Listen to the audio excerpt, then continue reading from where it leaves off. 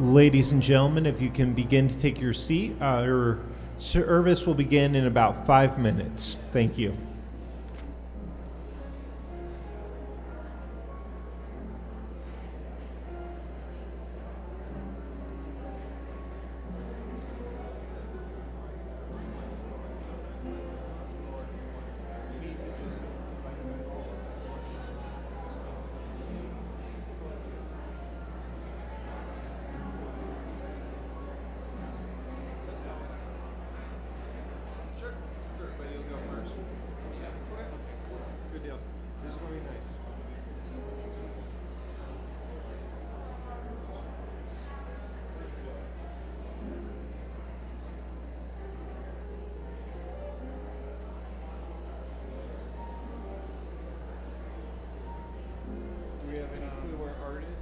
Yeah, he's right on the other side of this pole. You want him? No, there you go. We just have to approve. Oh, he's there. An announcement at the end. The video slideshow is on the website. I kind of need that for it. Okay. Following the service at approximately 6:05. So the video slideshow. Yeah. But yeah, the video slideshow is on our website. It's on our website. The photo.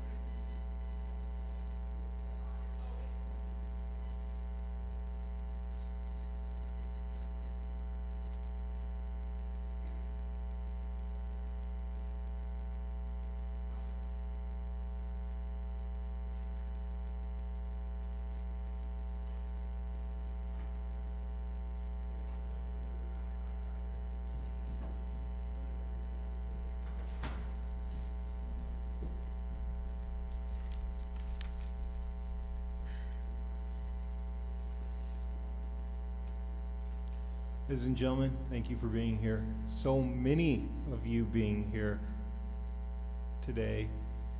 As I've seen already before our service has even begun, tears, laughter, smiles, and I have a feeling we'll be experiencing a lot of those emotions today. Now, before we begin our service, I do want to ask that you take a moment to make sure that your cell phones are silent, because one, we want to be present with each other, and two, as you know, Deneb was a lot about nature and appreciating your surroundings. And so if we can disconnect from that and be able to focus with each other, that'll be beautiful. I know that in this room currently we have about 400 people, and on our live streaming we have so many more. And before I begin, I do want to thank Aaron Peterson for providing us with beautiful piano music. And I wanted to mention that one of the pieces that Aaron played was actually written, that he wrote for Deneb after he heard about her passing. Thank you, Aaron. That was beautiful.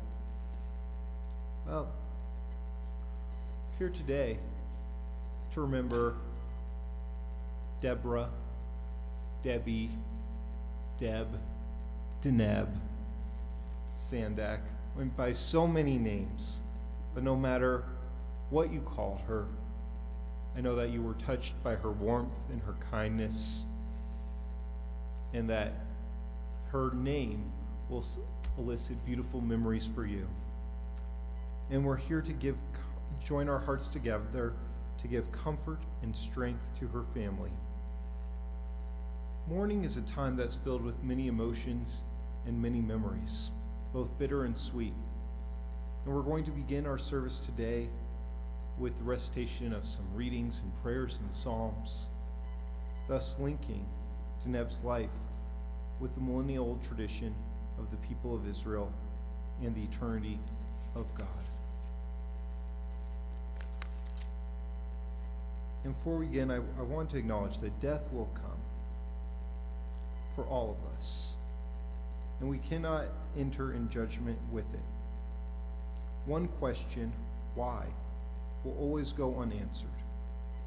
But this does not mean we are helpless in the face of death, because we can, and we do, rob death of ultimate victory by living our lives, so that when death does come, it takes us from a world, one corner of which is a little better because we were there. And for Deneb, an important part of her story, an important part of her life, was the importance of meditation and Tai Chi. And so in beginning, I'd like to invite up Sifu Tony Locke to lead us in a meditation so that we can center ourselves in the spirit today of celebrating Deneb's life in the way that she would want us to do.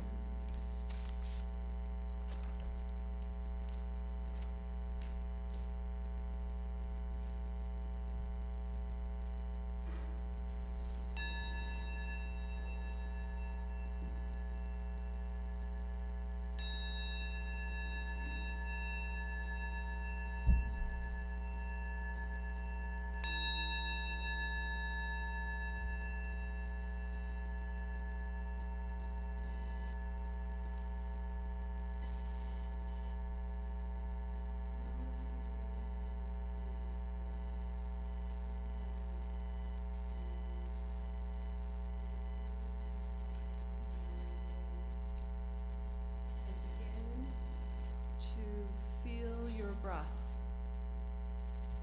Just notice it, feel it. And as you begin to feel your breath, allow it to be the bridge that brings your mind and your body together. Giving ourselves this gift of presence, giving each other the gift of presence. And as you begin to feel your breath, bring it down into your belly, the lower dantian, and begin to expand your awareness into your body. Where are you holding tension? allow your head to move or your shoulders. Just notice. For where we hold tension, our chi is stopped, which is our life force. Sally asked me to do a little movement today, so I'm going to come and I'm going to speak really loud, but I want you to be able to see me. Can you hear me? Yeah? Okay. Come to the edge of your seat. Yes, I'm going to make you just feel a little uncomfortable. Come to the edge of your seat with your feet on the floor. Release in the shoulders. Thank you. Yeah, that way they can hear on the live stream too. Oh, thank you. I forgot about the live stream. Release your shoulders and allow your back, the vertebrae, to be straight, but shoulders release. Place your hands on your thighs. Soften the hands. Open your eyes if they're closed, and as you inhale, allow the hands to lift in front. And as you exhale, send energy forward. Bring the hands back as you inhale and slowly let them just reside back on your thighs. Let's do that again. Breathing in, we feel rising energy. As we exhale, we're just sending it. Breathe it in, back to you, and ground. We're going to keep doing it for just a few more here. As we begin to feel the energy, it rises and we can send it out. But once we send out energy, you guys, you have to bring it back to yourself and ground yourself.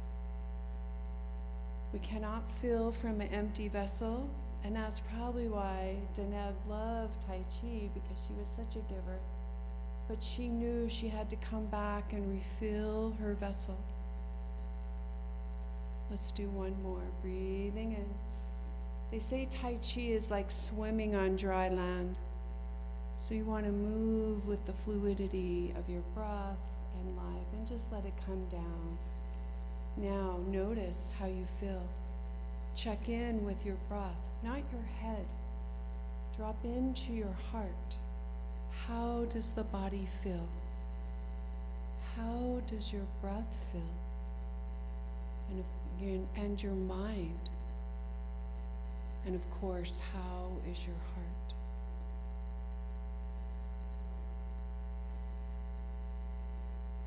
As we continue with the services today, when you find your mind drifting to the past or the future, come back to your breath to give the person up here, the person next to you, that gift of presence.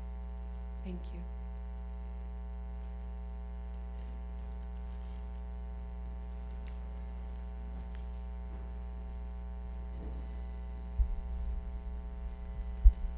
Thank you.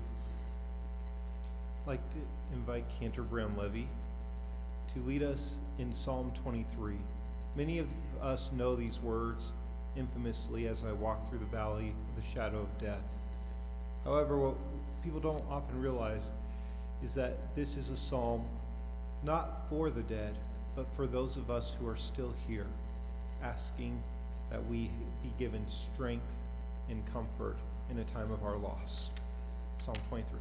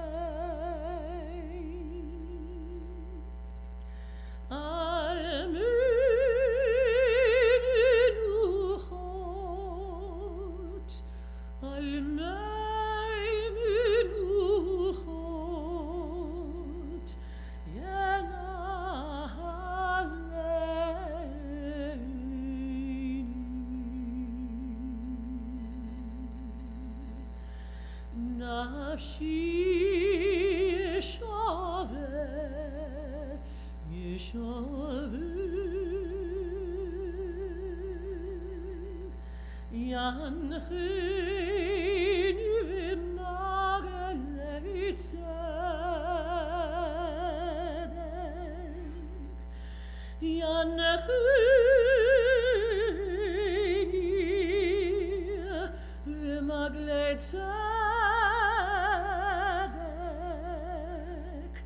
למען שמו. גם כי לך בגיץ על מוות, לא יראה,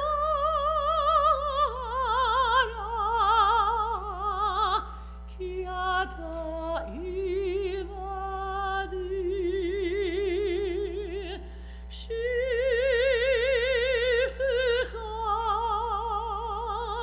ומשענתך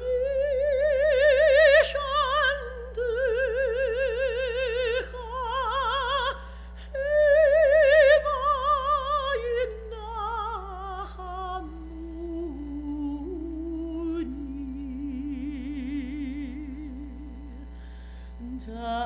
תערוך לפניי, לפניי, שולחן נגד צוררן. דשנת בשמן ראשי, כוסי רוויה.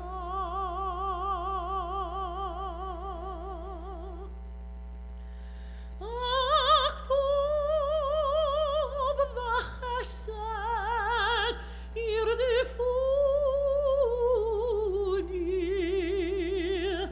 כאן ימי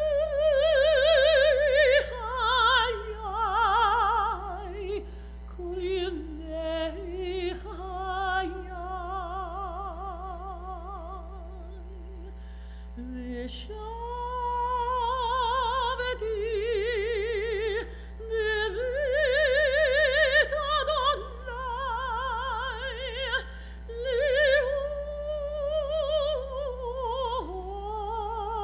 להולך ימים.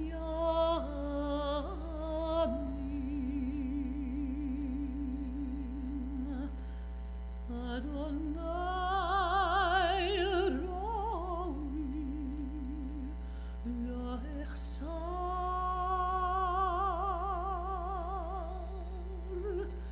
אדוני ראוי לאחסר.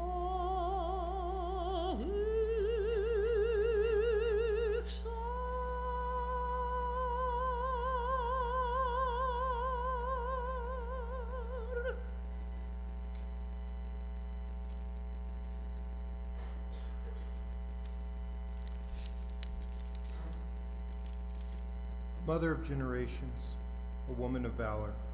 She is precious in the gifts that she has given to her family.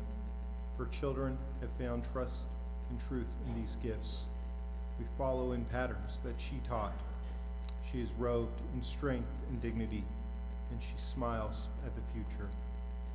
She opens her mouth with wisdom, and the teaching of kindness is on her tongue. We benefit and learn from her wisdom. May she always be credited for the fruit of her labor and for her achievements. And the child asked, "Tell me of life." And the sage answered, "Life, my child, is a mystery. We do not ask to be born, nor do we even understand the meaning of birth, of creation. We grow and we experience life's pleasures and pains. We love, and slowly, oh so slowly, we come to realize that we have become, that we are.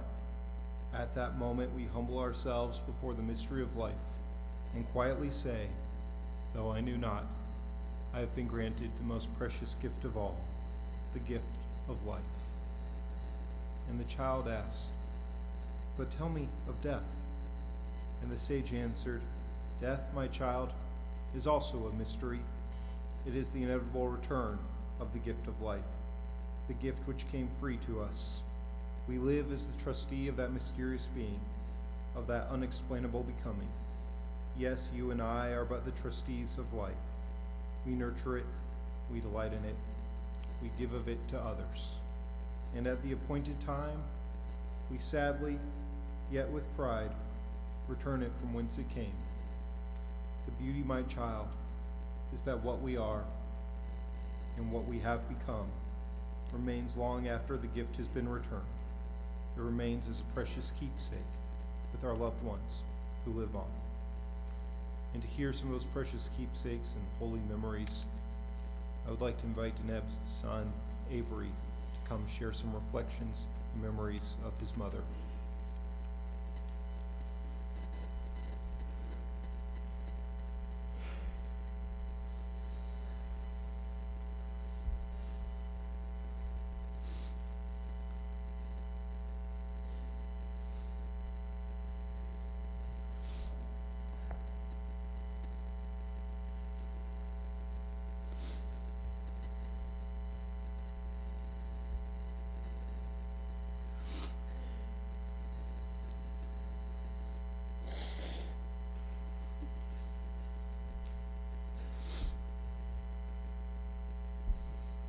Hello, everyone.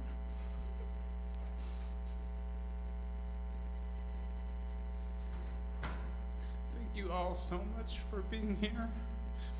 I know a lot of you traveled into town to be with us today. And seeing you all from up here is just incredible. I'm so very grateful. We have such a wonderful network of family and friends. It's so good to see all of your beautiful faces. For any of you who don't know me, my name's Avery. I'm the oldest of us 3 siblings born to Art and Deneb. This is just quite a surreal moment. The last time I spoke up here from this bima was on the day of my bar mitzvah, in this very spot. Everything looks exactly the same, to be honest. Although Mom isn't here with us this time around. It's just so hard to believe that it's real. We lost Mom. I would like to speak to how great she was. Being a great mother was something she always wanted to be good at. She strived at it. She would even check in with us from time to time to see how she was doing at it. She wanted to be the best mother that she possibly could. I think she was absolutely perfect. What a great mother and grandmother she turned out to be. The way she was with my niece and nephew, Maya and Owen, reminded me of how my sisters and I were brought up by her as well. She taught us how to be curious. She taught us how to learn. She taught us how to love and how to find joy in things. I'm gonna cry the whole time, so. I feel so lucky to have been raised by her. We had the best mom, you guys. She was the most kind and loving person, always so supportive, empathetic, and endlessly selfless. She went to great lengths to show up for anyone in need, and she got just as much out of it as they did. Mom had a way of making everything fun. As kids, she made us star charts for our chores, and she created elaborate treasure hunts with fun little clues strategically placed all around the house. Anything we took interest in, even if small, she took full note of, and she always found clever ways to inspire us and to bring us joy. She gifted us a lovely childhood. You too, Dad. My friends knew her to be a fun mom as well. She would let us do all sorts of things, like freezing water along the driveway to make slip and slides. And she let us turn the backyard into a full-on skate park. She even let us ski and skateboard off the roof of the house. She trusted that we were at least somewhat calculated with our risk-taking. I think because she was a good listener. And because of that, she trusted us. She trusted that we wouldn't hurt ourselves too badly anyways. Ah, this is crazy. Each and every one of my friends enjoyed her company. She always had a funny story to tell and leftover meals to offer, and always made them feel at home. I loved that my friends and I could be ourselves around her. She wasn't the typical embarrassing mom you wanted to hide from your classmates. One time she came to my elementary school to make lock keys for all the kids, Hanukkah, and I remember feeling proud to show everyone my unique and charming mother. Her kind and quirky character was magnetic, and she was quick to make new friends. Her personality was infectious. I genuinely believe that a good portion of my personality is owed to my mother. How do you think it is that I got to be so fun, kind, and naturally personable?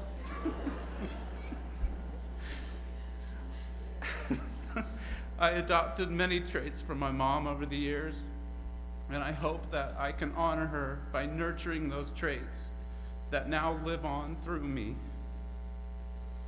My mom and I were especially close. We understood each other and shared a certain intensity of energy. We often spent hours on the phone talking about all kinds of things, from whatever was going on in our lives to deep and interesting discussions about ancient history, the nature of reality, and human consciousness. She could see the magic that surrounds us, especially when it came to birds of prey. They were such a pure form of joy and gratitude to her. Throughout the years, I got to visit her in the field and experience them as well. Everything about it was always so special and powerful.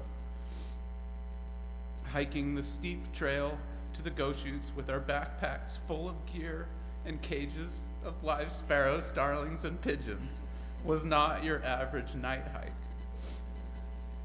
On the mountain, she carried herself with grace and intent. She had it all dialed in up there. I'll never forget some of the things she taught me on the go shoots, like how filling a Nalgene bottle with boiling water and wrapping a thick winter sock around it would keep you warm in your sleeping bag all night long. My mom's creative solutions for things was something I always admired about her. And when it came to the way she handled those birds, wow. They would fly into her net and she would bust out of the blind and grab that bird and ever so gently and lovingly untangle it. And these are wild raptors I'm talking about. At the top of their food chain, they rule the skies. Many of them have never seen a human, let alone been handled by one, like my mother.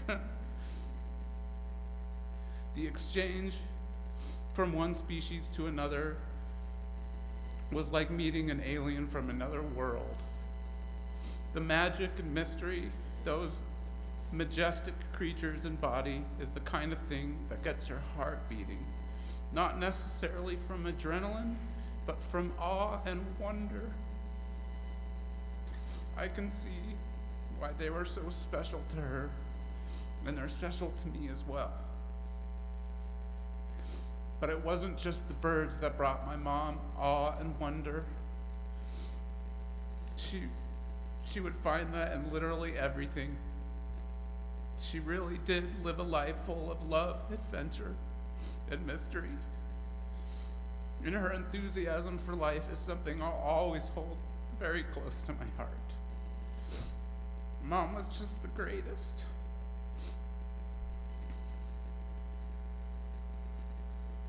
miss her so much.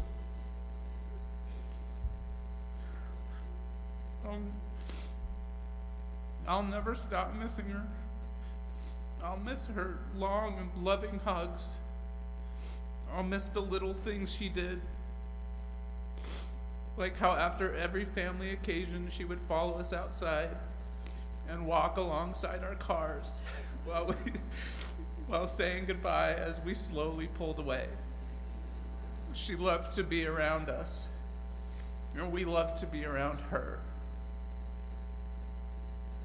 She valued meaningful connection and quality time with us, and she genuinely loved life and enjoyed making our lives better so we too could love life. She was a good human that did no harm, and her warm heart was the stuff of legends. She had so much life in her and left us many years too soon, but I'm glad we can always remember her as her happy, authentically grateful, and vibrant self. Thankfully, she left us with all the tools we need to be good, kind-hearted people.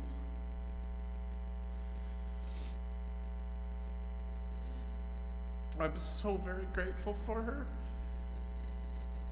She made me feel respected and worthwhile. She made me feel loved. I adored my mother.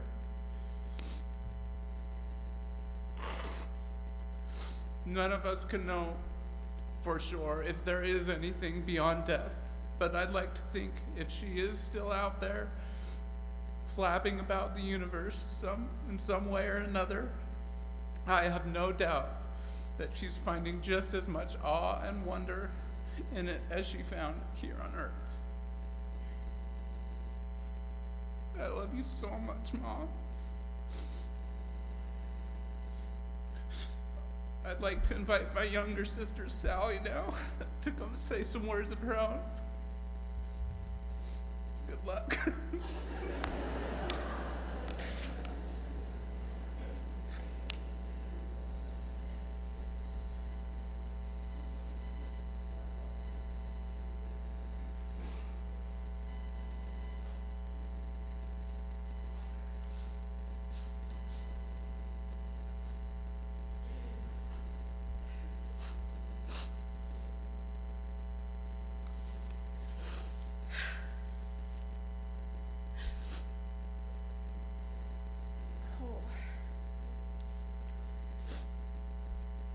Hi, everyone. Thank you so much for being here. Oh, I can't tell you how touched I am.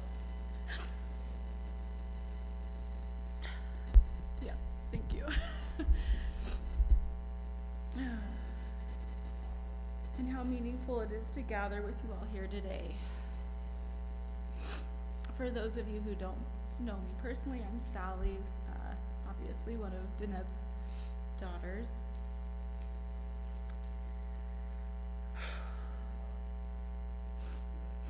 There's so many wonderful things I could say about my mom, but it feels right to start by talking about how loving she was. Love just poured out of her. She would get so overjoyed and filled with love and gratitude that she couldn't help but express it. She'd get so giddy, do a little hop and clap her hands and say, "Oh, goody." She'd pull you in and give you a big bear hug, or hammer kisses as she called them, kissing you over and over again. She'd write mushy love letters, or she'd simply just let you know in the moment how she felt and what you meant to her. She expressed her gratitude and love in a genuine way, but she didn't need to say anything. You could feel her love just by the way she looked at you with her warm smile and her loving eyes. She will forever be an inspiration for how to love like she loved, to tell the people in your life what they mean to you, to embrace your relationships fully, and to love with all of your heart.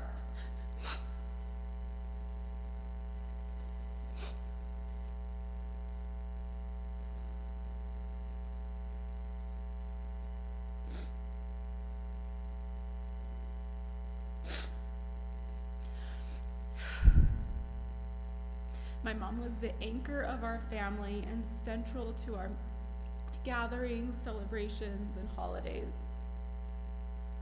She loved getting us all together, and we would do it often. And as many of you know, she made everything feel special and beautiful.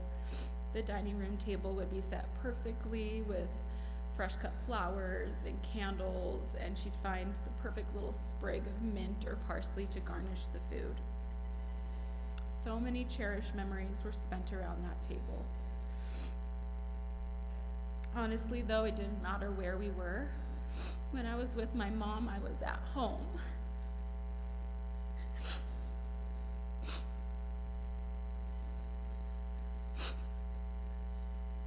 We will miss her deeply every time we get together as a family, but we'll always look for ways to honor her and continue her traditions.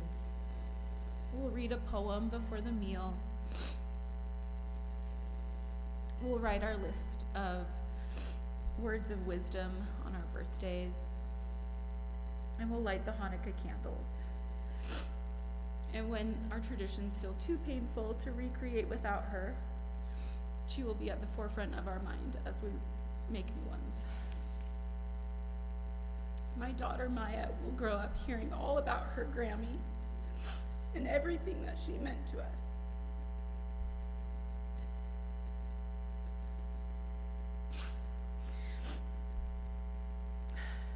My mom had a joyful, bright spirit and was loved by so many. She knew how to have fun, never got bored or complained, and could literally make a game out of anything. She'd get the best parking spots because she never littered.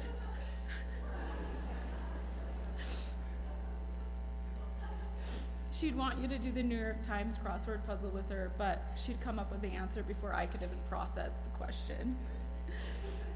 And she loved pointing out synchronicities. She was endlessly curious and made everything more interesting because she found people in life so interesting. I always thought it was hilarious when she would share her observations out loud. We'd see someone walking down the street and she'd call out, "Purple hair!"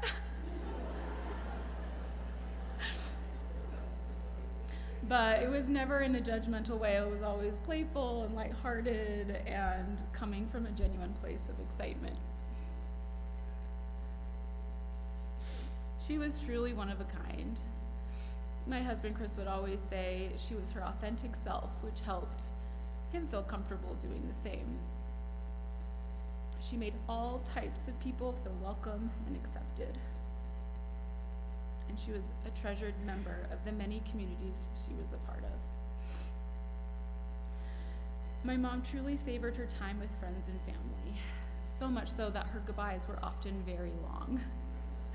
As Avery mentioned, we'd go over to her house for dinner and she'd get in the back seat with my baby daughter Maya, and we'd get to the very end of the driveway before she'd get out and say goodnight.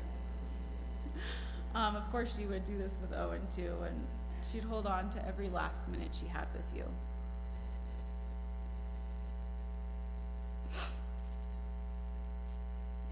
I am so grateful I started my journey into motherhood with her by my side. It was deeply meaningful for both of us. Our relationship was taking on a new life as we connected to this deep, deep bond and love that we shared. She was there in the early morning hours after Maya was born.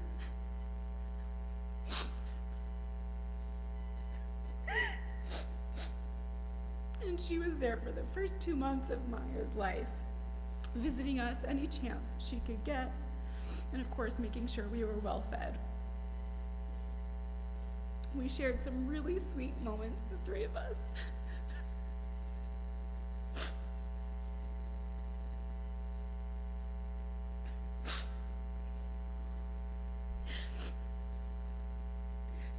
Laying in the shade under her catalpa tree, singing and playing with baby Maya's little toes. She was always fully engaged with Maya and would appreciate all the little things Maya would do, all her little squeaks and squeals, and the way she'd explore the world with her hands and feet.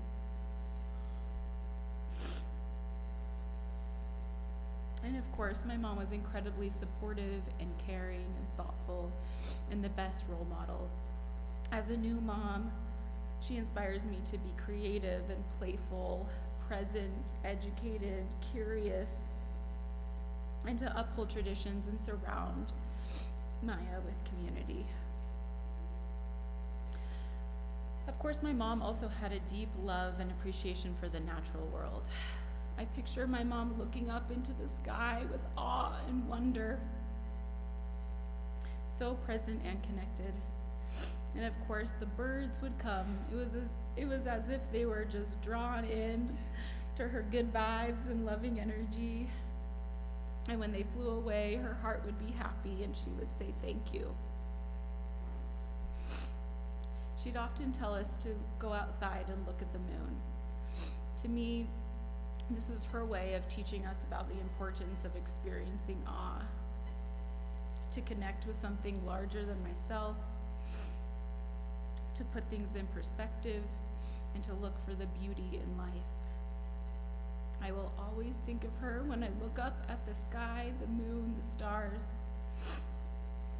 She will forever be the guiding light that reminds me to keep my heart open, to be grateful, to connect, to love, and to be loved.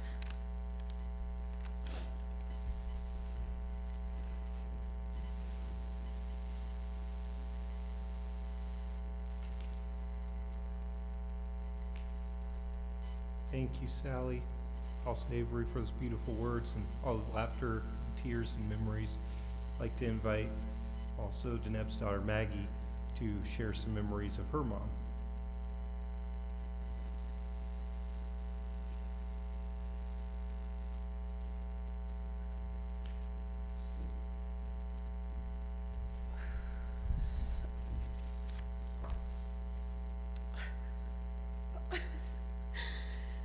All right, you're gonna have to bear with me. And it's a long one. I'm my father's daughter. Oh.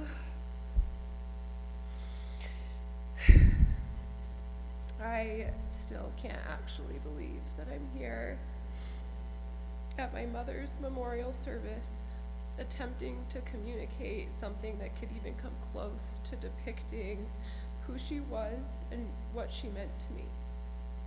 What I can say, though, is I'm confident that the things I might leave out are also held within the hearts of all of you hearing this today. I'm looking out at a community I would not have if it weren't in large part for my mother.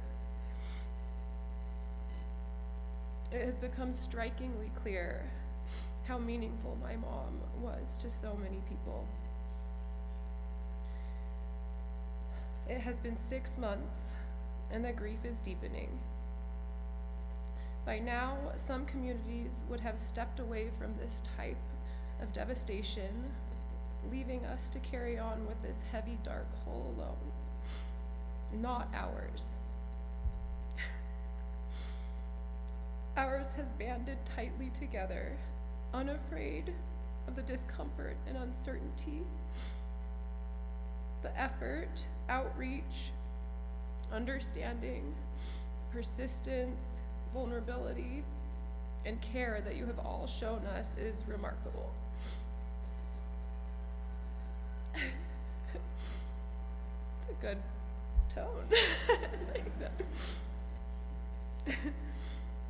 as though she left pieces of her in all of you, remaining all around, threaded into each of our hearts forever. I say this with great authenticity, and it is so meaningful to me. I often think about my life with my mom, the places she took me, the things that she taught me, both intentionally and not so intentionally, the ups and downs, the patience, commitment, all the pieces of her that she could possibly hand toward me she has, and I'm certain she has left trails of new insights for me to explore down the line. I look forward to coming upon them. Though I would take decades more with her over this in a heartbeat, her footprint is immense already. I had 18 more years with her than she did her own, and for that I am grateful. Mom shared her life with us in the most massively intimate way possible, and witnessed mine with curiosity, acceptance, and undeniable love. I want to emphasize those words, curiosity, acceptance, and love, because I feel they tell her story 1,000 times over. My mom left no stone unturned. She met thousands of people, places, and things in her life, and she met them with an abundance of presence. When I told my mom that I was pregnant, she exuded joy for me. I asked her once what she was most excited about in becoming a grandma, and she replied, "Just like I welcome any family member, I welcome this one, and I look forward to a new person to get to know." And she got to know Owen so well. My mom was hands down Owen's best friend. She was also like a co-parent to me, through and through. Grammy would drop everything she was doing to spend time with Owen, and though cut way too short, Maya too.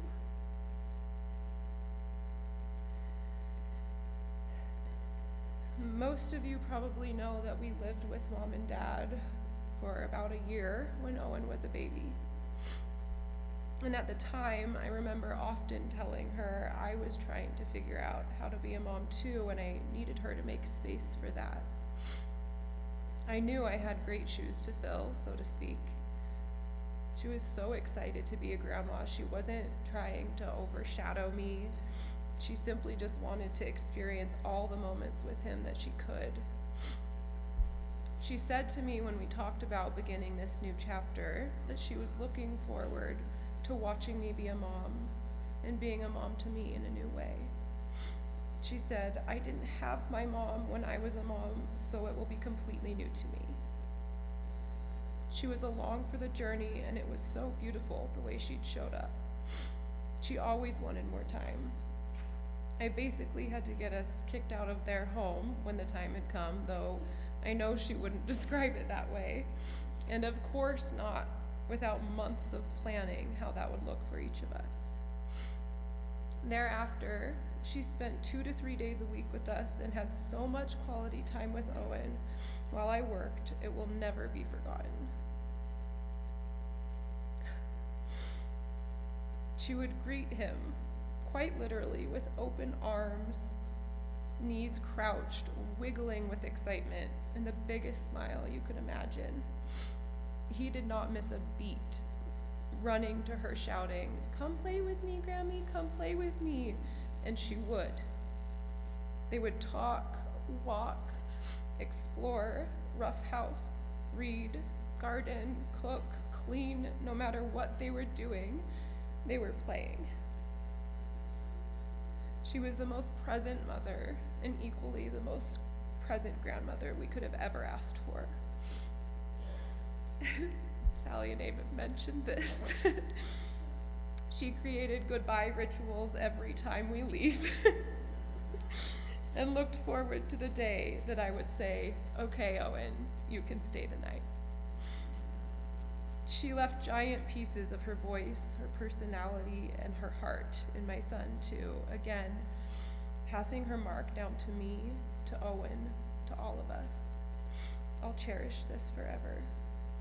And how special it is I'll be able to remind Owen vividly of her love for him throughout his life. Similarly, I feel so grateful that she had a chance to get to know Sean, and she was relieved knowing that we were a forever match.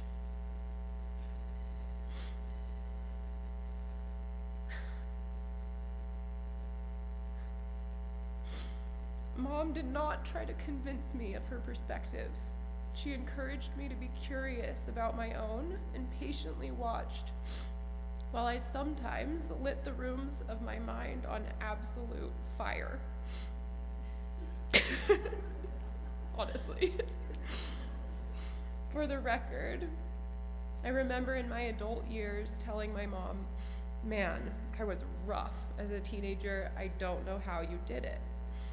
And she responded firmly, "I don't know what you're talking about. You were easy, always great." And still sort of blows my mind, but actually not really, because again, with the curiosity, love, and acceptance. I only wish that sometimes I could have just asked her what to do and did just that, because it probably would have saved me a whole lot of trouble. Her wisdom was wild, and the warrior witness part of her is saving me right now as I'm watching my family in awe as we grieve together. I feel so lucky to be a part of this family, my dad and my siblings, who undoubtedly also demonstrate significant pieces of her heart. Mom was a doer. She'd walk in the room ready for a task, and I would sometimes meet her with, "Can you just sit down?" She thrived in chaos, took charge, and did not miss a beat. But when things got really hard, she slowed. She knew that helpless, out of control feeling all too well, and got really comfortable there. I have vivid memories of both my little and adult self in shambles. And if I close my eyes, I can see her brows furrow and her eyes widen with compassion, her hands holding my tired head, and the brushing of my hair to ease my worry. When we were young, her sister Sarah made her a blanket. It was black with pink flowers and tassels, and she named it the Magic Blankie. She would take us to the big green corduroy lazy boy, wrap us up, and hold us tight. I can think of countless times that she could have tried to shake some sense into me, sense and wisdom I know she had, but instead she let me live through my own lessons and celebrated my wins with intense victory and love. I kept a journal with Mom. We'd write back and forth to each other, sometimes only a couple times a year, regrettably. This entry came the summer I graduated from high school after a bizarre string of unexpected losses that I closed often. July 3rd, 2007. I was at my Tai Chi Qigong class Monday, and he started the class with a long meditation, having us check in with our bodies, asking ourselves, how am I? And I got in touch with a deep part inside of myself full of sadness. I felt that in my body, missing my mom.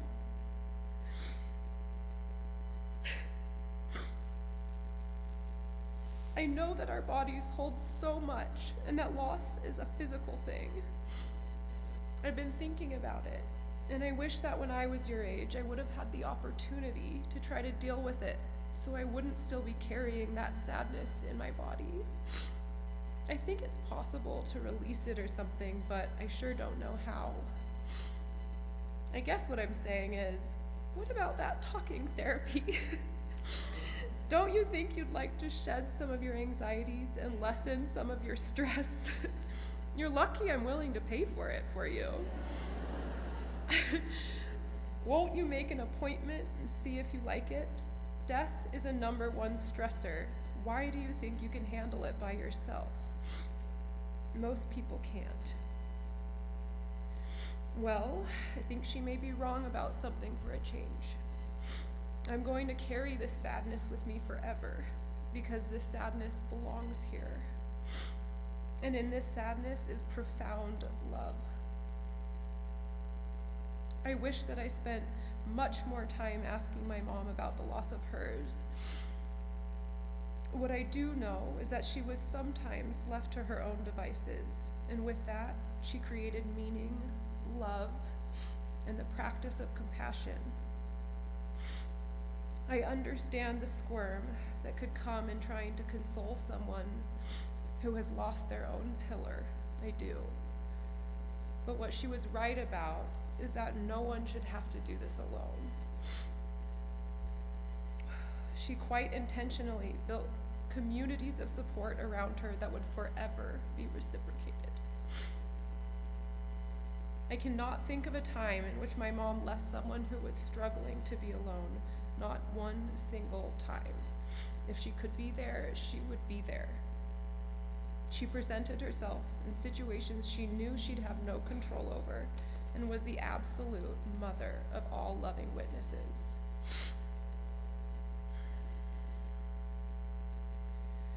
She impacted people with unconditional love, held a spotlight on the good in people, and truly believed that everyone deserved support.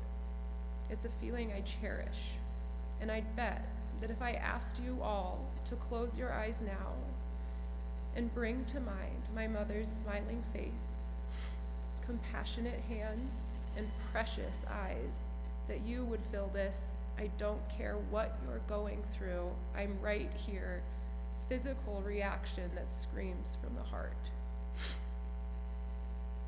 In perfecting this, she left us with immense love, support, and so much gratitude to learn from. To close, I asked my mom, what did you do to cope with all the worries when you didn't have the answers for us? Did you ever not have the answers? August 1st, 2018. I did not worry. What is the point of that? I pretty much shoot for the hip, or rather, straight from the heart. I never expected to have all the answers for you kids. I just did what felt right to me. Being a mom is all love. I never felt there was any choice other than loving my kids. It's not hard. The Bridge Moms and other mommy groups that I had were very helpful for tricks of the trade. I was so lucky to raise my kids alongside Polly Light, Catherine Handy, Deborah Scott, Margaret and Mary Jane, Penny, Susie Sandack, Janet Wolf, Ada Mae, Lily, Joyce Kellen. You gotta have friends, she quoted Bette Midler. My advice, stay calm, enjoy the little things. Don't worry about perfect, which is interesting, because she was. Focus on loving. It is much easier to meet the needs of a child that you love. You have to remind yourself that you love yourself too. Pay attention to your needs: food, water, sleep, play, mental exercise, diversion, meditation. I learned in Tai Chi that every action, every word, every movement you give comes back to you the same. Give love, then love comes. It's so much more about giving than it is about getting. The truth is, you're not the most important thing in the world. Maybe love is. I could go on and on, but needless to say, my mom was pure love. She was grateful for love, for all of you, and so many who couldn't but would be if they could be here today. My mother did not just say things to say things. She lived in alignment with her heart, and that is something that can never die.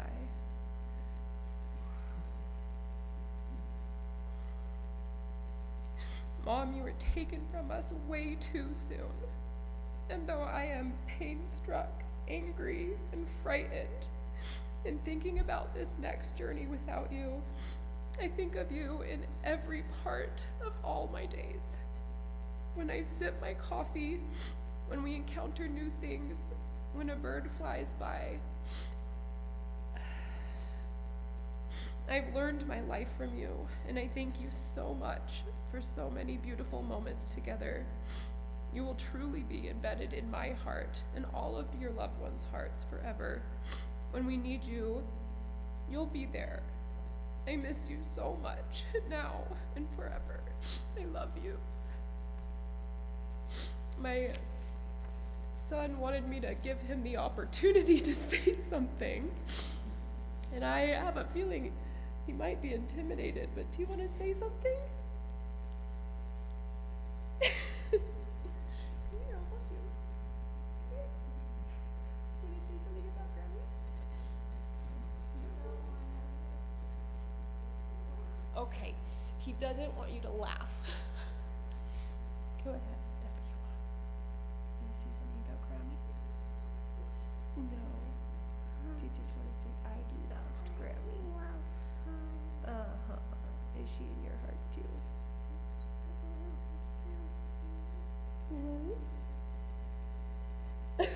I thought so. Okay, we're gonna go sit down now, okay? Okay. Okay. I don't want to play. Okay.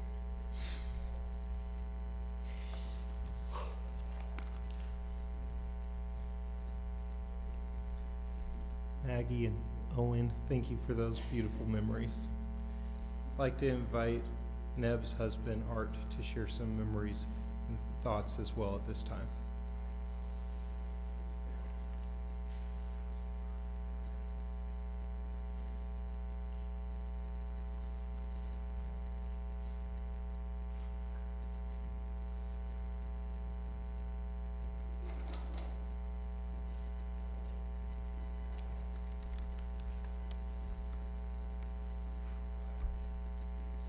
Whoa. See, I gotta do one thing, because everybody I think I know in this world is here, and I'm gonna take a picture. Okay. Smile. Smile. Smile. Smile. Whoa. Oh, brother, how wonderful Debbie is a testament to all you people who've come so far to be here and to share our mourning. And we're very grateful. Haven't seen many of you in many years, really. It's just too bad she's not here, you know. That's just the way it goes, I guess. I really waited long for this day, and it's been quite a journey. So I like to write, and I wrote a long version of some words of thought to describe Debbie and our love, and then the other day I said, oh no, this is not going to work. Matter of fact, I'm going to time myself right now. If this works, I don't know how to do this here. I said I should write a short version. So I wrote a short version. It felt really good relief for a moment there. And I didn't know what to do, so I've decided, I guess I'll give you the long version. But first, the short version. Okay? Now, Debbie loved poetry, and I did too. I do too. And I like to write poetry. I used to write a lot of songs, and I frankly haven't done that for a number of years. I kind of wrote myself out, I think. And but I continued to write poetry, and especially on the milestones, the family milestones that we have never ending, starting with Debbie's birthday, which was just earlier this week, Tuesday, January 24th. And then we moved to, Debbie, she would always make a big production out of anything. So we start with her birthdays, and then we got Owen's birthday on March 13, and then in April, we start with Maggie's birthday, big production, and then we get Sally's birthday, April 26th. And then, of course, we had our anniversary, May 5th. And then we got Mother's Day. And I just never quit. And I was just exhausted. And you tossed in the Jewish holidays, like Passover, which, boy, did she make a production out of Passover. She loved the Seder, and we had big family gatherings. And she was sure to put an orange on the Seder plate. That's an old story that I won't go into right now, kind of a private joke of hers.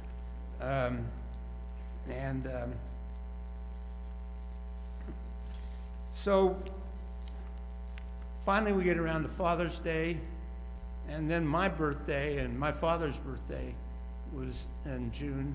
My birthday was in June 30th. And I thought, oh God, now we're gonna get a break or whatever.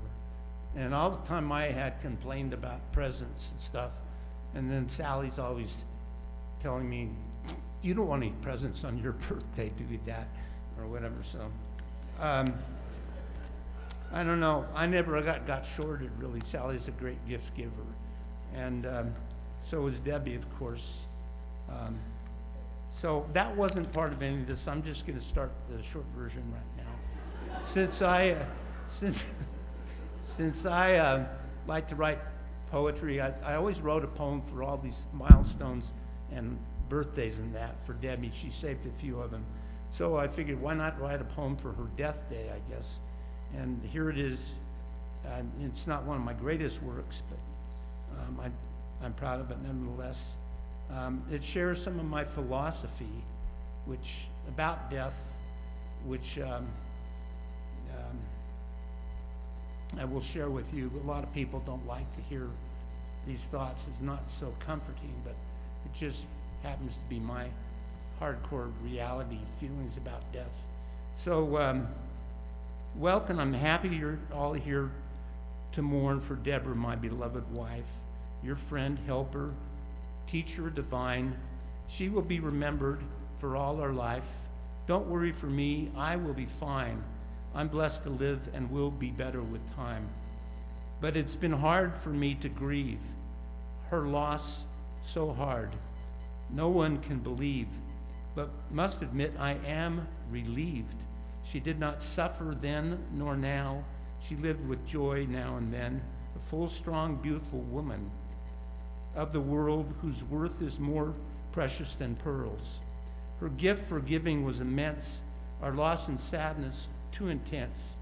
Whether you be family, birder, camper, or Jew, you're here for her, our brightest star. Deneb, whatever color is your mood, you were a star of the first magnitude. That's what Deneb is. I tried to get that into the obituary, but Sally cut it. And many other things, I might add. You were a star of the first magnitude. In your orbit's apogee, for us, you will forever be. Give the person next to you a big hug. Do it. Please, a big hug. Don't be shy, distant, or smug. She touched her as she touched him. And by our torch, we will mend. Closer still round her, so there is no end. That's that circle of life that we all are privileged to have.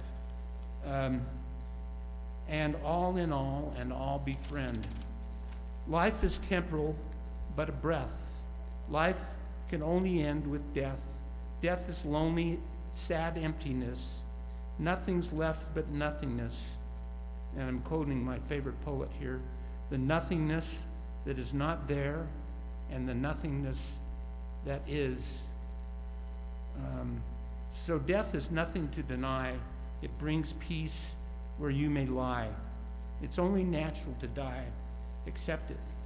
We remember her forever, as always giving good and better.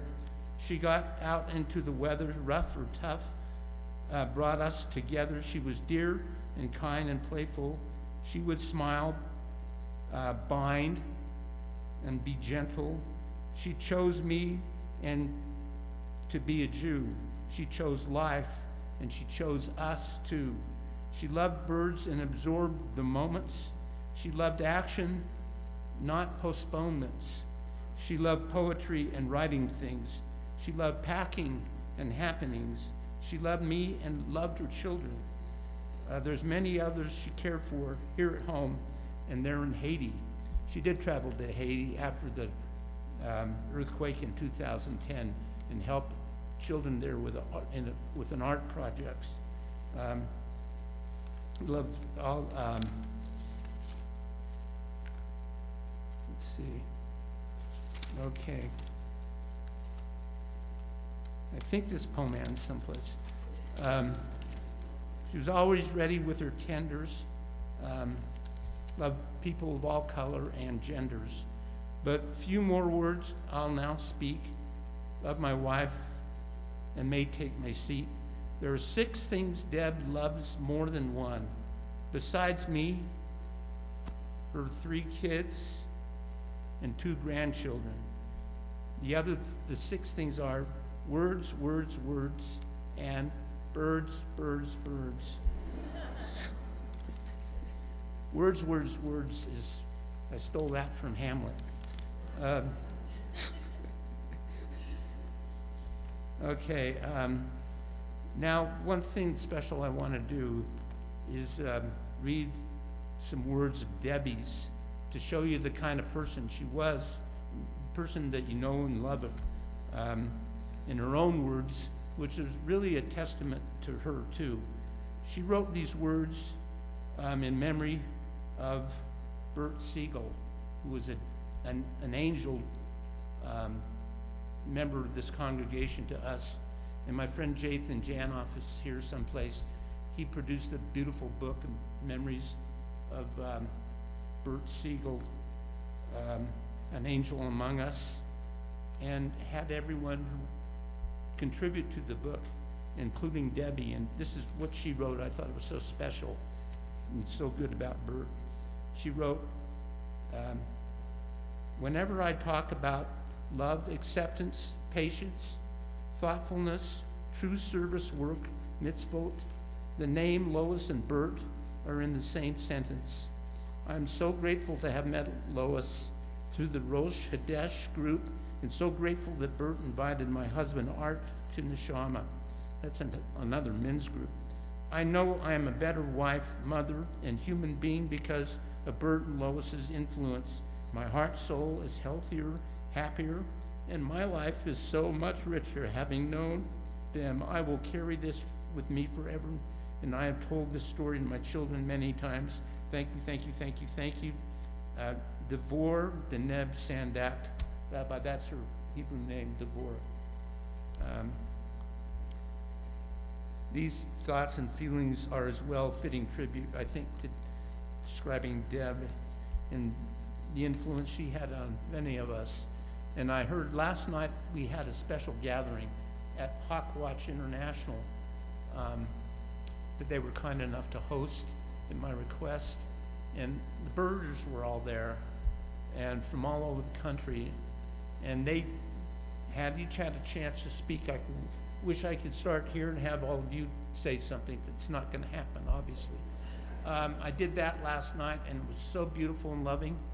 And some of the kind words that I took from that, they said about Debbie was, they were kids when when we got to know him on the ghost shoots, we went up there, she went up there for 30 years, and she was like almost like a den mother, and she took everybody under her wing, and all the people were kids, like 20, like we were in our 30s and had 3 kids, and they were like in their 20s coming out, and she'd invite every one of them over to her house, and they'd stay a few days or longer, and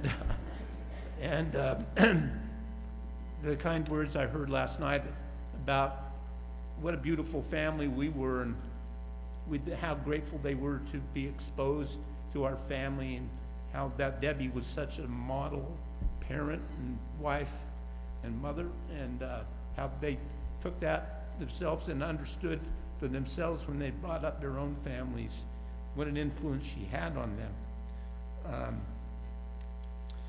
So this has been a full weekend. I haven't had a chance to visit with everybody as I'd like. But I want to talk about 3 more things, groups that she was associated. First of all, this synagogue, and the Ghost Shoots, and the Tetons. Those are all big things in our lives. We married in 1979. And that year, my mother did a reprise of one of her follies. She used to do what they call the Temple Follies, which is the satire and parody on whatever was going on here or in the world. And one song they did in that year was they reprised the matzo ball song that was written by my mother with Joanne McGillis.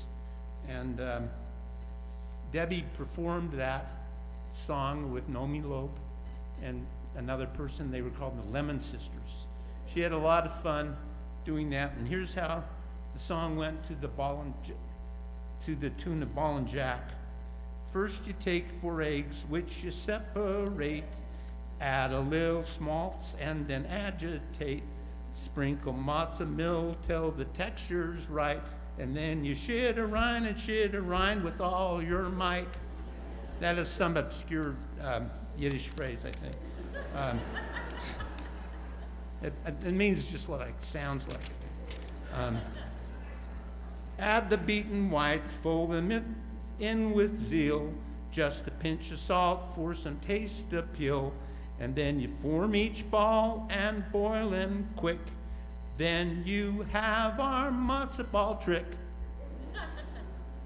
Okay, that was a lot of fun. You had to kind of be there, I guess.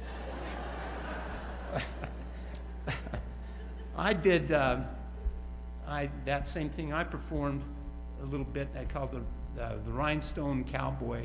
I was cowboy art for that show, and the rabbi at that time was a fellow named Stanley Greenstein, and the song I came up with was, and they called him Greenstein, Stanley Greenstein. He came out to the west.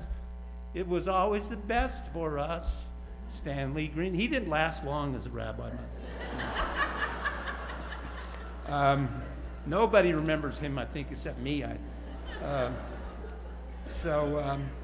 Right after that, the rabbi was Eric Silva, a young man, really decent, bright, well-meaning guy. And Debbie and I attended conversion classes with him. I mean, I didn't know the first thing about Judaism, so Debbie picked it up a lot faster than I did, that's for sure. Okay, 15 minutes is done. Sorry. So we wrote our own wedding vows in 1979, and we got it kind of picked apart Pablo Neruda poem, just the decent stuff. And in our wedding vows, we said, we vowed to live together side by side in open open the door for each other, open the gate for each other. Well, she died by my side. And I didn't get a chance to say goodbye. I did not know what happened when I came to on the ground, but I figured out pretty quickly that I'd lost her and would never see her, or hold her, or touch her again, that she was gone. And I was just rushed by helicopter to my hospital, which is where I frankly wanted to go, and I wasn't able to take care of any of the arrangements for Debbie after that. My children took care of it, and I was like delirious for the next 2 weeks. I thought those people in the hospital were trying to kill me, to tell you the truth. But they all seemed to be laughing and joking and having such a great time, and I didn't know what was going on.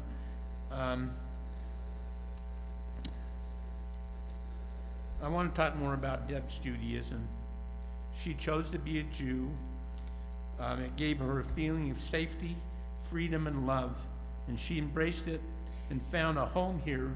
She relished in the monthly Rosh Hashanah gatherings with women, holding seders for a large family, setting the Passover plate, sharing Hanukkah stories, playing games, lighting candles, and doing good works.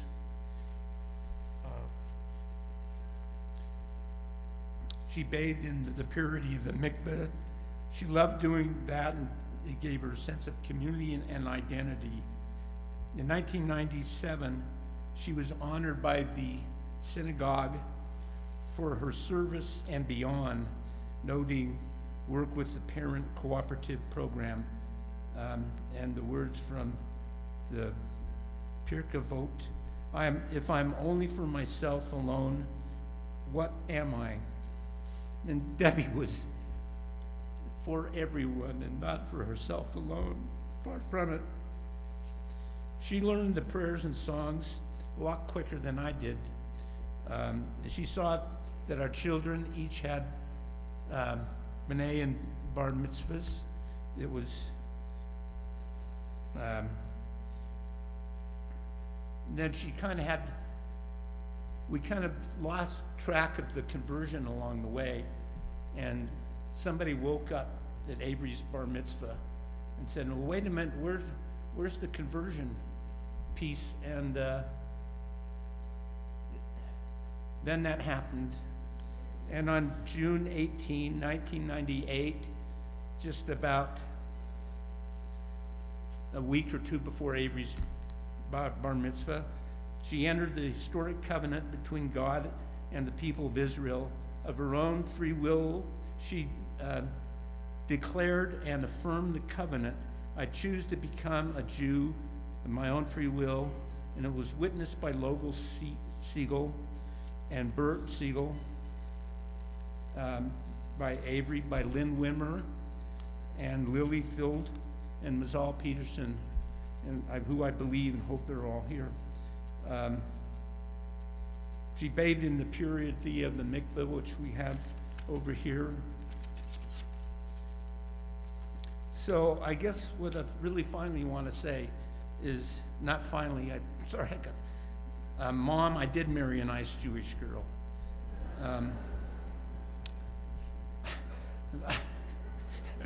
She didn't start out like that, but she sure ended like that. I believe that my mom knew that, and in truth, she was with my mother, Helen Frank Sandack, at the moment of her death.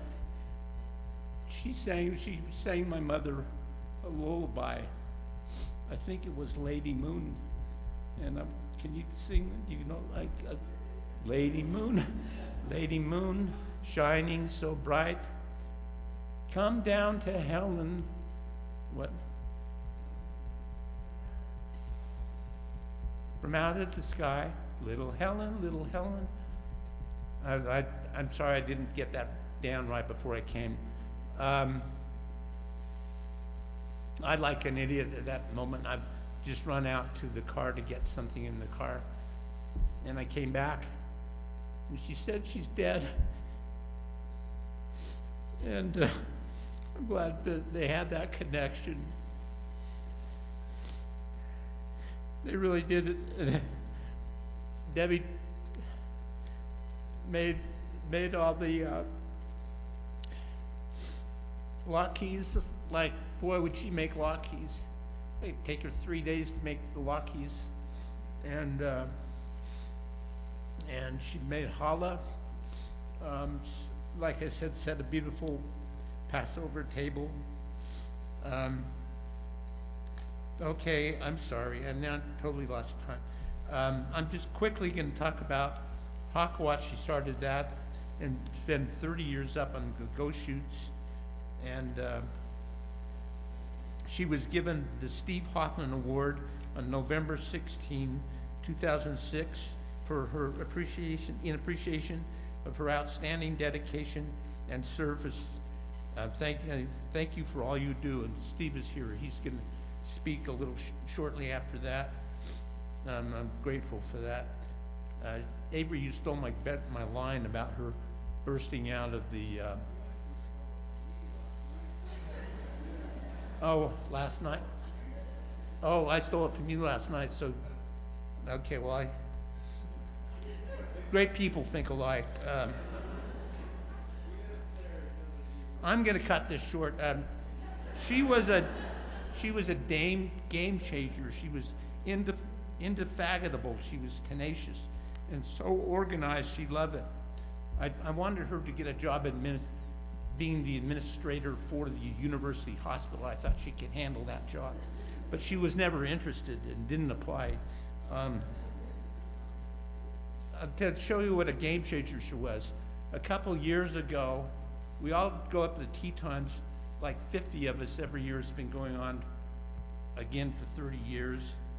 That magic number keeps up. And we've gone through hundreds of families and tens of hundreds of little kids. Nothing more gorgeous than see them all asleep on your front porch with each other. Just gorgeous. We did lots of fun things. We invited a lot of Jews up there with us. And I was like, she was the camp manager. I felt like I was the camp host, making everybody happy or whatever. But my personal record that I'm most proud of up for all those years in the Tetons was I got 17 Jews on canoes at one time. And I did that. And if you think that was easy, you're wrong.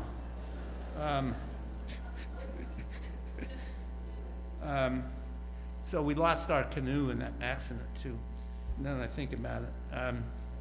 So just to conclude my tribute, we had a beautiful family together. She made that possible. We were able to provide for them, and she made that happen with homes she improved and acquired. She had many fine friends and memorable outings together, and she made that happen. She fed us, carried us, and married us. We accomplished a great deal, and she showed me how and allowed me to be myself to a point. Let's see. All she wanted of our marriage was for me to be loving, sober, and present, which she was the entire time, and I wasn't. I finally sobered up in 2018 to her delight, and it only took a massive brain stroke for me to wake up. I guess it's not good to wake up.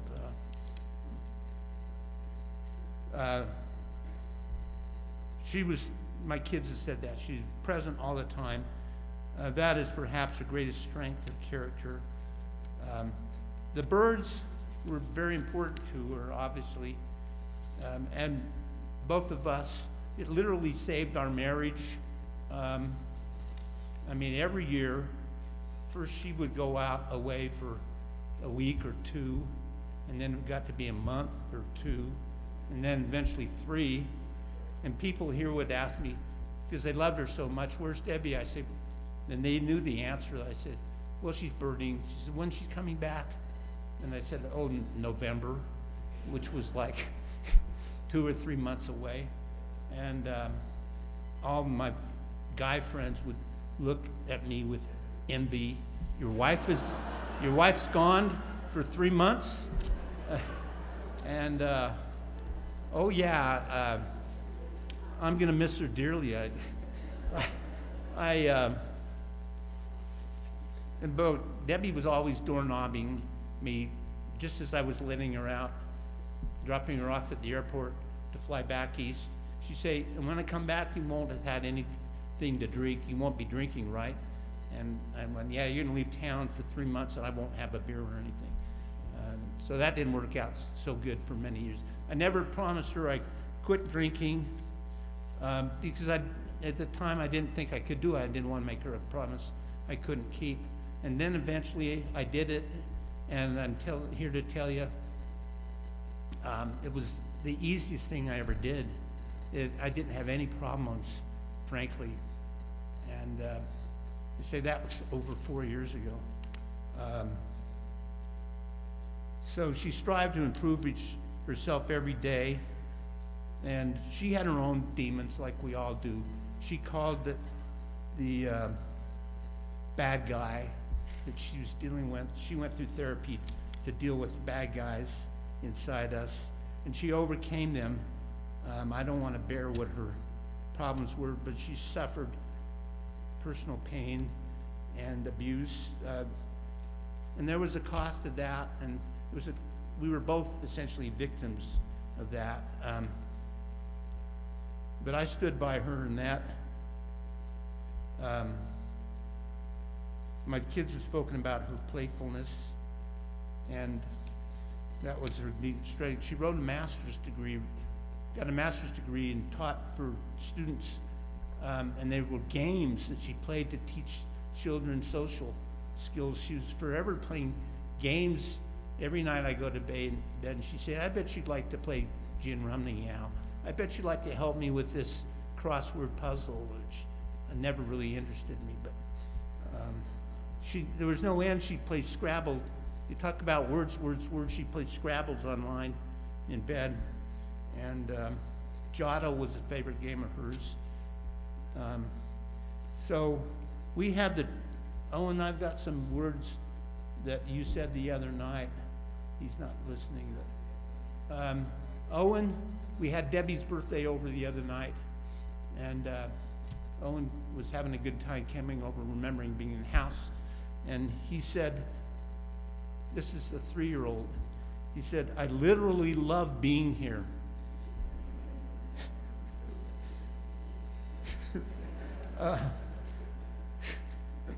He's got a vocabulary, he just hasn't shared it with you. Well, I'm going to close and say thank you to Kolami and the rabbi and the cantor, and you for listening, hearing us all out, and giving us your time and love. I want to particularly thank some friends of mine who saw me through my recovery. Bill Brass is somewhere here. He's, where are you, Bill?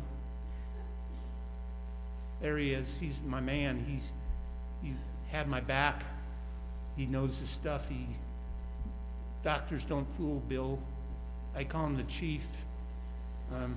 He could have been, I won't embarrass you, Bill, he could have been the chief of the fire department, but he was too smart to take the job, I think. Thank Bill and Melanie, my niece, who arranged the meal train, and all those people who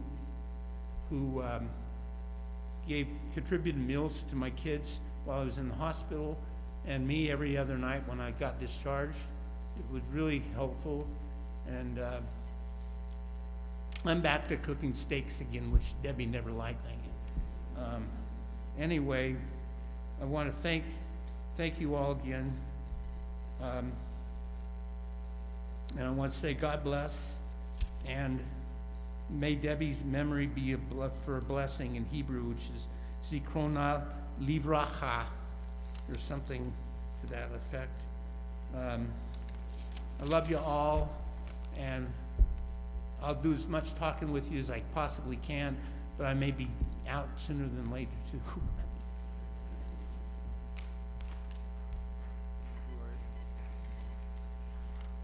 Thank you, Art. I'd like to invite Joel Rosenberg to share with us Sarabande in D minor by Johann Sebastian Bach.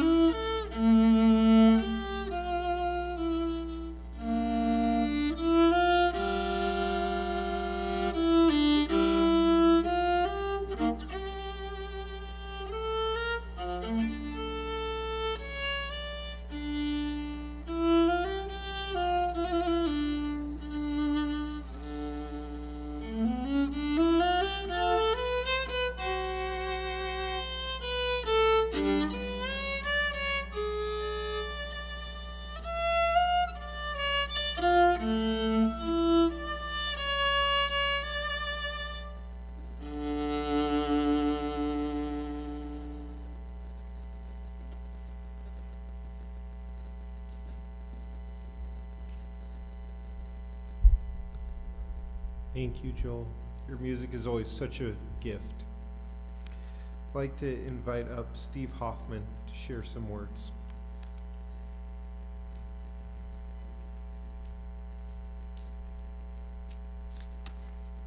It's great to see all of you here. Thanks for coming.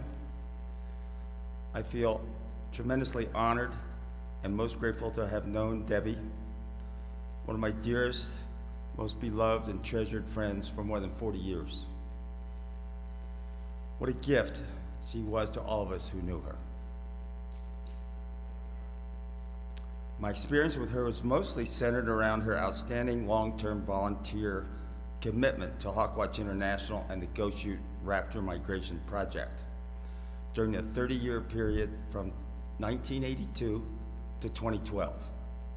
For the next few minutes, I would like to paint you a picture of this project and Debbie's remarkable 3-decade-long contribution to it. The Goshute Project is located on public lands, Bureau of Land Management, in northeastern Nevada, only a few miles west of Wendover, Utah. It is situated atop a remote 9,000-foot mountain peak in the midst of the designated Goshute Mountains Wilderness Study Area. In 1979, I first hiked to this remote site to witness what is now widely known as the largest autumn raptor migration corridor of hawks, eagles, falcons, and other birds of prey, collectively known as raptors, in all of interior Western North America. At this site, up to 25,000 of these majestic birds of 18 species have been counted in a single 2.5-month migration season. Back then, very little was known about the migration habits or population health of these spectacular birds. Where did the birds come from? Where did they go to spend the winter? Are their populations increasing, decreasing, or stable? Why is this site such a significant flyway for these birds? At that time, we did not know the answers to any of these questions. A great many Hawkwatch International volunteers, including Debbie, helped us learn the answers to these questions over the past 40 years. The area is remote, and the logistics to set up a remote base camp were challenging.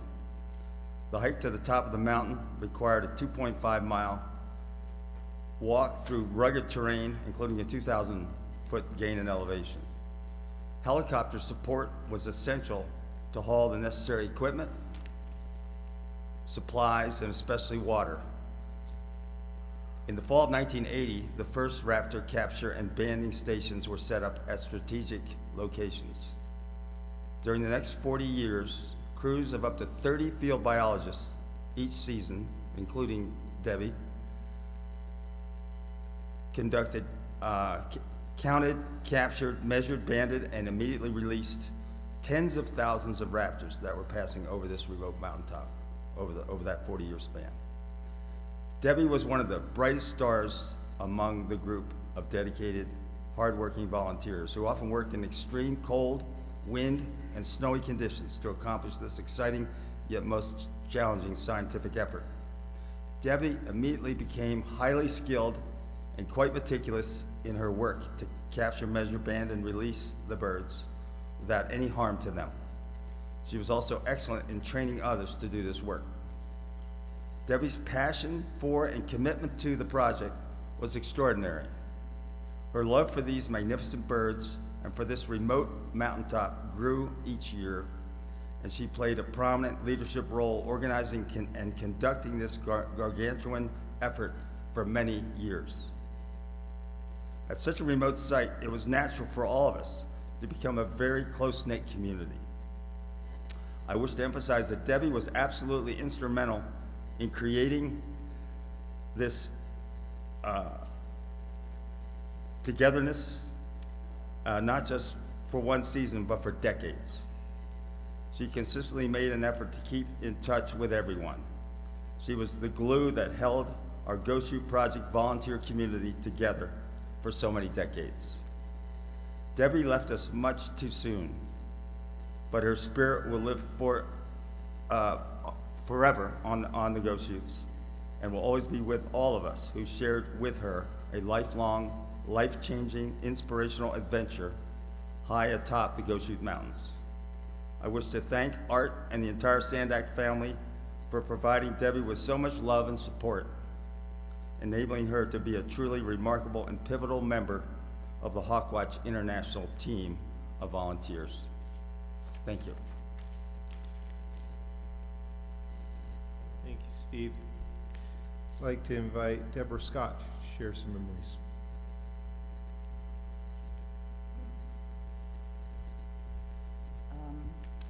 I woke up with hives in my face this morning, so I'm going to try to do this through a mask. I'm not contagious, I'm not in pain, but they look pretty bad. So, here we go. First, thank you, Sandack family. I'm just humbled by being invited to stand here today. Hello, I'm Deborah Scott, and like many of you, I was both Deneb's sister and her very best friend. For the last few years, my husband and I saw her every morning as she read in the Tribune. The stroke took Dave's ability to read, and the daily briefing, as we called it, was a time of information, opinions, lots of opinions, speech therapy, righteous indignation, a lot of that too, occasionally a triumph, a lot of laughter, and a lot of talk about her family, about the kids, the grandkids, about Art, how much she loved you all. She was always planning some kind of a celebratory dinner or some way to celebrate you kids, a Shabbat dinner. And so much so that one time I said to her, hey, you're planning a birthday party for Sally next week. You actually did this 2 months ago too. I think those kids are kind of leading you on here. Anyway, her love for her family was the most important thing, but it wasn't everything. And 5 minutes won't be enough to cover 35 years of friendship with this many-faceted woman. So I'll focus on one of her most remarkable and essential qualities, her courage.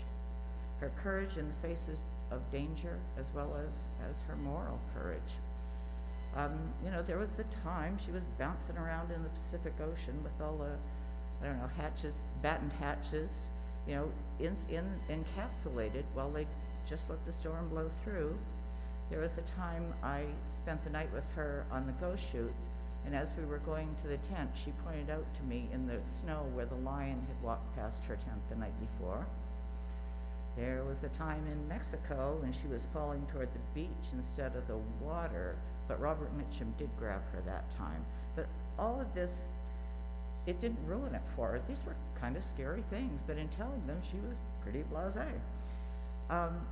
But more noteworthy to me, her moral courage, her clear-eyed looking at difficult situations, naming them and fixing them, or if not possible, leaving and creating her own better space. A small example is one time she came by my tent, we were camping, and I was just frustrated about something. I was rah, rah, rah, rah, rah. And she said, listen, you're in a bad mood, I'll be back. And I thought, that is the right thing to do. That's, don't stay and fight it out, just leave, come back, everything was fine. And because she was good and fast at figuring out, assessing situations and responding, she definitely gravitated toward difficult things.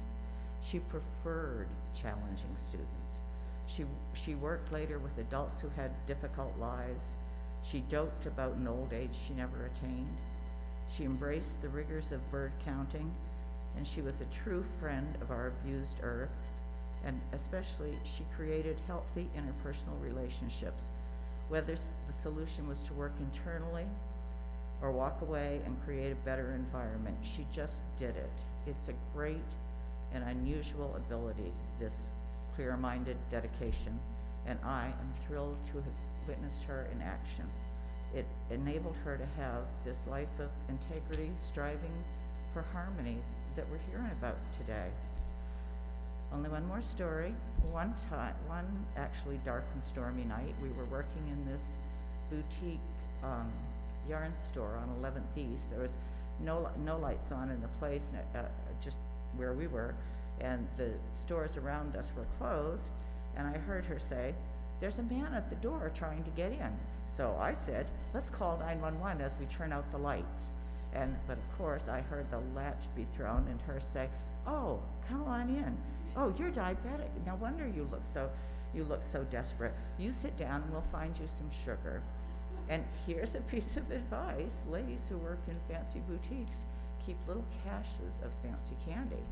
So we godited that guy, and we got him she found orange juice somewhere, and then I heard her say, "My friend will give you a ride home." So as we're driving along, this strong, large young man, I heard her say to him, "I smell alcohol.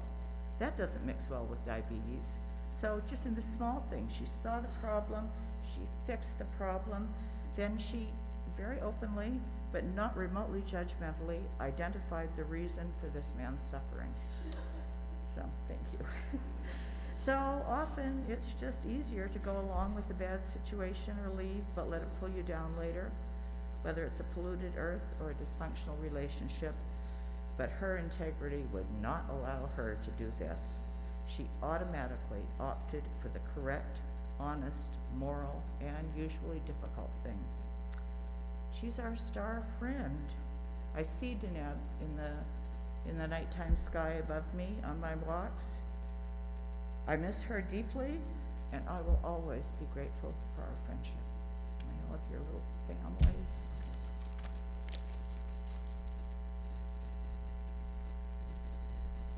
Thank you. I'd like to invite up Marcia Smith.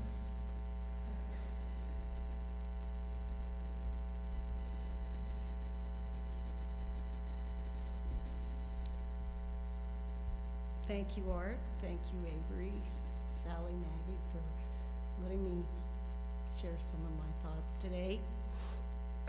I'm going to stay on script. I promised him I wouldn't wander into left field. I believe that when someone we love dies, a piece of us